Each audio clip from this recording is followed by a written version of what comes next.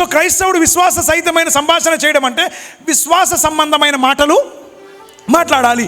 So ఇప్పుడు విశ్వాస సంబంధమైన మాటలు మాట్లాడాలంటే మానవ శరీరంలో మంచిదేది లేదు కాబట్టి మనిషికి మంచిగా మాట్లాడడం ఏమీ రాదు. సో మాటలు రావు కనుక ఇప్పుడు అవి అలా మంచిది ఏదైనా మాట్లాడాలంటే ఆ సంపూర్ణమైన వరం ఎవరి దగ్గర నుంచి రావాలి?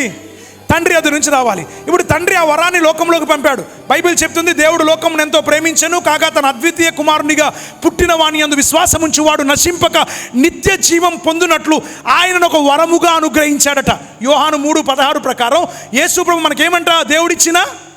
దేవుడిచ్చిన ఒక వరం. సో యేసు ప్రభు లోకమునకు ఒక వరంగా వచ్చాడు. ఎందుకు?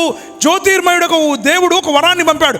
ఏంటి ఆ వరం అంటే? వాక్యము. ఆ వరం ఏంటి? వాక్యము అంటే దేవుని మాటలు. వాక్యం అంటే ఎవరి మాటలు? సో ఇప్పుడు దాకా భూమి మీద ఎవరి మాటలు ఉన్నాయి? మనిషి మాటలు ఉన్నాయి. ఇప్పుడు లోకంలోనికి దేవుడు ఎవరి మాటలు పంపించాడు? దేవుని మాటలు. ఎందుకంటే మనిషి మాటలు మనిషిని ఏం చేస్తాయి? అపవిత్రపరిచాయి. ఇప్పుడు దేవుని మాటలు మనిషిని ఏం చేస్తాయి? పవిత్రపరుస్తాయి. సో ఇప్పుడు పవిత్రపరిచే మాటలు మాట్లాడాలంటే మనం దేంతో నింపుకోవాలి? దేవుని మాటలతో నింపుకోవాలి. సో దేవుని మాటలని బైబిల్ గ్రంథం దేనికి పోల్చింది? ఒక నిధికి పోల్చింది. దేనికి పోల్చింది? ఒక నిధికి పోల్చింది.